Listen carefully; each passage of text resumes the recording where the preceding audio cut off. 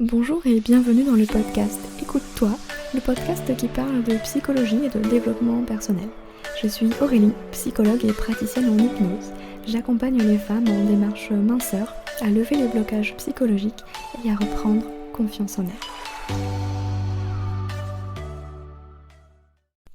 Bonjour à tous, je suis ravie de vous retrouver dans cet épisode numéro 18 du podcast Écoute-toi et aujourd'hui on va aborder la question des régimes. Alors comme vous l'avez vu dans le titre, j'ai un avis assez tranché là-dessus. Pour moi les régimes ça ne fonctionne pas et je vais vous expliquer un petit peu pourquoi. Qu'est-ce qui a fait que j'en suis arrivée à cette conclusion-là et surtout, je vais vous donner des pistes pour comment faire autrement sans régime. Je vous ai jamais raconté un petit peu mon parcours, mais je pense que ça va être nécessaire aujourd'hui pour que vous puissiez comprendre mon cheminement. J'ai travaillé pendant plus de 2 ans et demi, dans une entreprise avec des diététiciens, des coachs sportifs. On accompagnait les gens qui étaient dans une démarche minceur, d'un point de vue diététique, sportif et psychologique. Par contre, l'entreprise dans laquelle j'étais était assez particulière parce qu'il y avait plusieurs étapes. Avant que les patients arrivent à nous, il y avait une première étape de démarchage téléphonique, donc il y avait des vendeurs qui appelaient les gens pour leur vendre des compléments alimentaires autour de la minceur. Et seulement après, ils leur vendaient des séances avec une diététicienne et puis éventuellement avec moi, du coup, psychologue, etc. Là où ça commençait à être extrêmement dérangeant, c'est qu'au fur et à mesure des années, je me suis rendu compte du discours des vendeurs. Il y avait un discours très culpabilisant.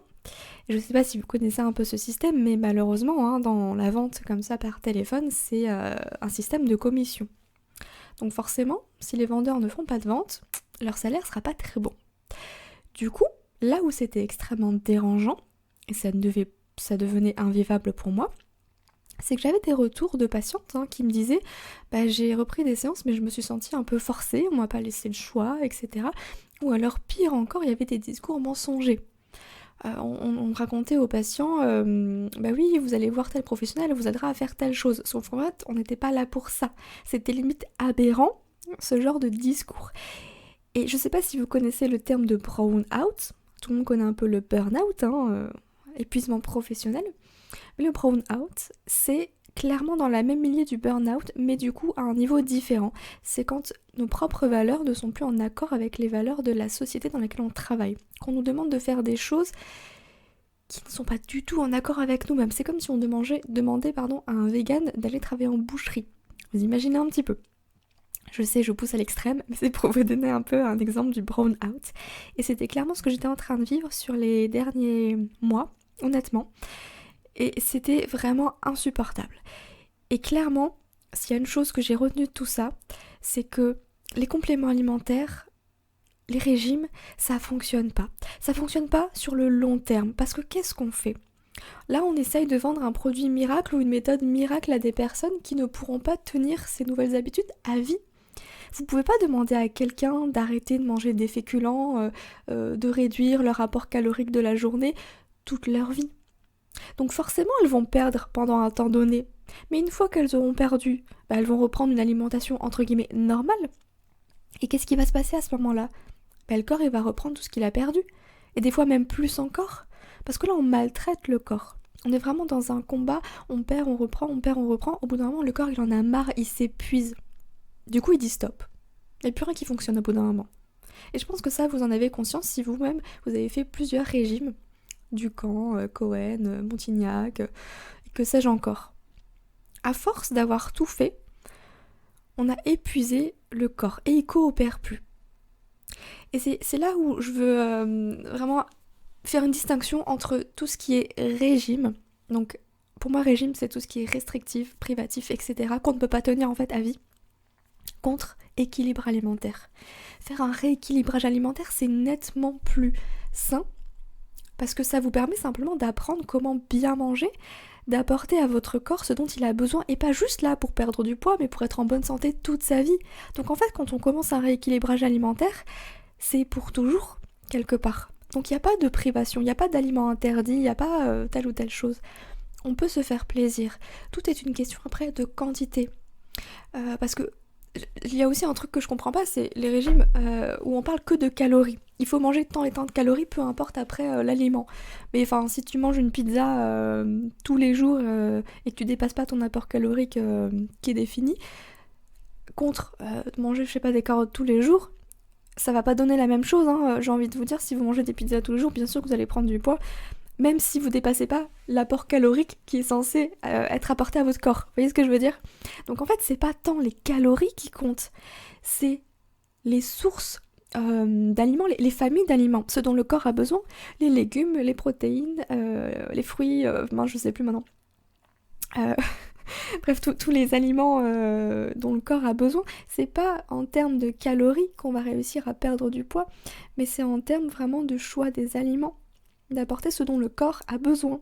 Et oui, le corps a besoin de sucre, oui, le corps a besoin de gras, mais après, tout est une question d'équilibre, en fait. Donc il n'y a pas d'interdit. Il faut pas vous dire que vous n'avez pas le droit de manger du Nutella, que vous n'avez pas le droit de manger du fromage, ou que sais-je. Non, en fait, vous avez le droit de tout manger, de tout boire. C'est simplement qu'il faut se dire que c'est en quantité raisonnable, limitée. Il y a bien sûr des moments particuliers, comme là, les fêtes de fin d'année, les anniversaires, etc. On va pas se priver, bien sûr qu'on va se faire plaisir, c'est une fois. À condition qu'on fasse attention le reste du temps. Et là où c'est peut-être compliqué d'intégrer ça, c'est que c'est pas en privant le corps qu'on va réussir à atteindre son objectif à long terme. Faut vraiment toujours penser long terme. Si vous entamez quelque chose, demandez-vous si dans 6 mois vous allez toujours tenir ce rythme. Si la réponse est non, mais laissez tomber, c'est pas possible. Soit changez complètement de méthode, soit allez-y plus doucement. Si par exemple vous voulez vous mettre au sport, ça sert à rien de vous dire allez, je vais faire 1 heure de sport tous les jours là tout de suite dès demain. Et vous vous tirez une balle dans le pied tout de suite. Il faut prendre l'habitude et ça se met en place petit à petit. Et les régimes, c'est pas possible. Moi je suis vraiment contre ça. Et même pour aller plus loin dans cette démarche-là, j'ai envie de vous dire, dans l'entreprise dans laquelle je travaillais avant, les diététiciennes étaient obligées d'appliquer les méthodes que les patients avaient payées. Il y avait 2 styles de méthodes, je vais pas en dire trop parce que j'ai quand même une clause de confidentialité, etc. Mais en gros, des fois les conseils que mes collègues donnaient aux patients allaient à l'encontre de la logique, de ce qu'elles pensent réellement, mais elles n'avaient pas le choix parce qu'il fallait suivre telle ou telle méthode. Et je trouve ça aberrant en fait. Donc clairement là, le brown out, il a explosé. Au bout d'un moment, c'était pas possible de devoir faire des choses qui ne sont pas en accord avec soi, dans lesquelles on ne croit même pas. Donc même les diététiciens, diététiciennes ne sont pas OK avec ces méthodes de régime. Aujourd'hui, en 2020, on parle clairement plus de rééquilibrage alimentaire, mais il y a encore des régimes par-ci par-là qui sortent, des trucs complètement loufoques, où il faut supprimer certains aliments, il faut manger des aliments que de la même couleur, etc. Enfin, c'est... Chacun sa méthode, ok, il y a certainement des bienfaits, mais dites-vous que vous ne pouvez pas supprimer un groupe d'aliments à moins que vous ne le supportiez pas, là ok. Mais votre corps, il a besoin de tout. Donc arrêtez de le priver. Arrêtez de vous frustrer. Et dites-vous simplement, à partir d'aujourd'hui, je vais apprendre à manger sainement, à apporter à mon corps les éléments dont il a besoin pour bien fonctionner. Et ça, encore une fois, vous voyez, le rééquilibrage alimentaire, il se fait pas du jour au lendemain. Parce que je suis persuadée que vous savez exactement ce qu'il faut manger. Mais là où c'est compliqué, c'est dans l'application. Donc commencez petit. Faites-vous la liste, voilà, de ce qu'il faut manger, de ce que vous aimeriez changer dans votre alimentation. Et puis commencez par une chose. Dites-vous, tiens, là, pendant 2-3 semaines, je vais essayer de manger un petit déj qui me convient et qui soit beaucoup plus sain. Et une fois que ça c'est ok, on passe à une autre chose. Il faut environ 21 jours pour changer une habitude. Alors c'est un peu controversé. Il y en a qui disent 21 jours, d'autres 66 jours. Ça dépend du changement ou pas. Mais quand on amène des tout petits changements comme ça, 21 jours, ça peut être suffisant pour que le corps il arrive à s'y faire. Et que ça devienne plus une contrainte, que ça devienne plus quelque chose dont on est obligé de penser pour le mettre en place, mais que ça se mette en place de manière totalement naturelle. Et oui, c'est tout à fait possible, à condition qu'on n'aille pas à l'encontre en fait des besoins de notre corps. On va pas le priver, arrêtez de le mettre au régime. Là, la seule chose que vous faites, c'est vous faire du mal. Alors je suis persuadée que tout ce discours-là, ça va soit parler à certains, soit pas du tout à d'autres. Ça va peut-être faire halluciner certaines personnes qui prônent les régimes, j'en suis consciente, mais c'est pas ma vision des choses. Et là, je suis même pas en train de vous parler de il faut pas faire attention à l'alimentation, il faut voir comme si. Non, ok, je prêche pour ma paroisse, bien sûr, mais je suis pas non plus complètement aveugle en vous disant c'est bon, vous pouvez manger du Nutella tous les jours, regarder Netflix toute la journée et juste en discutant avec moi, vous allez perdre du poids. Bien sûr que non. Faut être réaliste aussi, on est bien d'accord. Même avec l'hypnose, il n'y a pas de miracle à ce moment-là. Donc simplement, reprenez les bases. Je suis consciente que quand on a fait plein de choses, on est un peu perdu parce qu'on entend tout et son contraire.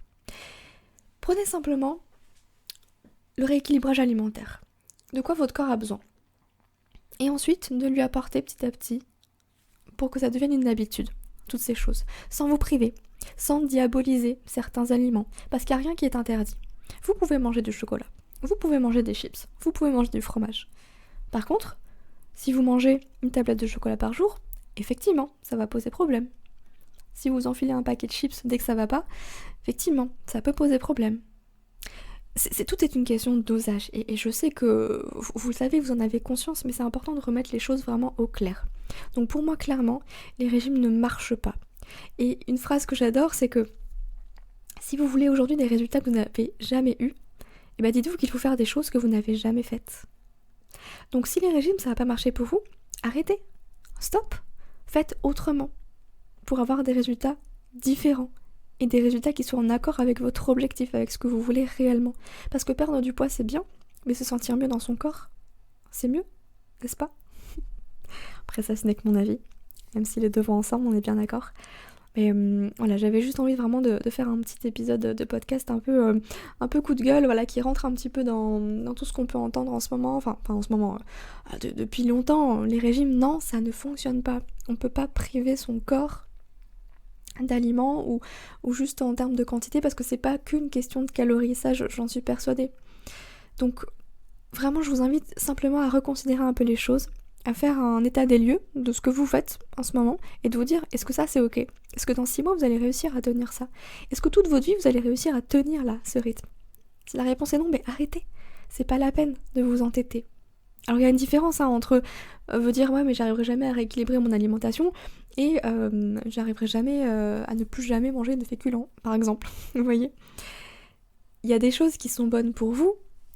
Je vous encourage vraiment à choisir le chemin du rééquilibrage alimentaire plus que autre chose, et puis d'implémenter ces choses tout doucement dans votre quotidien, vraiment à votre rythme, pour que ce soit pas non plus une contrainte supplémentaire, que vous puissiez y prendre du plaisir aussi, et puis vous habituer simplement. Je vous assure qu'au bout de 66 jours, ça va devenir une habitude. Quelque chose qui va être mis naturellement en place. 21 jours, c'est simplement pour dépasser un peu le stade de « il faut que je me force, il faut que j'y pense pour que ça se mette en place ». Ça va y aller, ça va venir, tout seul. Mais faites-vous confiance. Donc gardez en tête ces 21 jours pour amorcer un changement. Et surtout, quand vous faites des choix, choisissez les solutions à long terme, pas à court terme. Parce que ça, vous l'avez fait depuis toujours. L'effet yo-yo, c'est les régimes, forcément. Donc arrêtez ça. Pensez simplement, rééquilibrage alimentaire, je prends soin de moi. Et puis, on verra pour la suite. J'espère en tout cas que cet épisode vous aura plu, vous aura peut-être aidé à voir les choses autrement. Et puis n'hésitez pas vraiment à venir m'en parler, à me donner votre avis, tout avis constructif, bien sûr. Je serais ravie d'échanger avec vous sur le sujet. Et puis avant de vous quitter, je vous redis que j'ai créé une mini masterclass justement sur les 3 erreurs qui vous empêchent de perdre du poids. Donc c'est une petite vidéo de 10 minutes.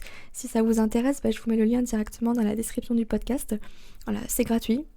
Il n'y a aucun engagement. Simplement, après chaque dimanche, vous allez recevoir des petits conseils justement autour de la perte de poids. Donc vous n'êtes pas obligé, vous pouvez tout à fait vous inscrire pour recevoir cette mini masterclass et vous désinscrire après pour pas recevoir les mails chaque dimanche. Vous faites comme vous voulez. En tout cas, j'ai créé ce petit cadeau pour vous, pour vraiment faire des déclics. Que vous arrêtez de faire ce que vous avez toujours fait, de faire différemment aujourd'hui pour obtenir des résultats qui vous conviennent, les résultats dont vous avez toujours rêvé en fait, tout simplement. N'hésitez pas à partager ce podcast, à mettre une note 5 étoiles sur Apple Podcast pour aider à le faire découvrir. Et puis en attendant, moi je vous dis prenez soin de vous et puis on se retrouve dès mercredi prochain pour un prochain épisode. À très vite.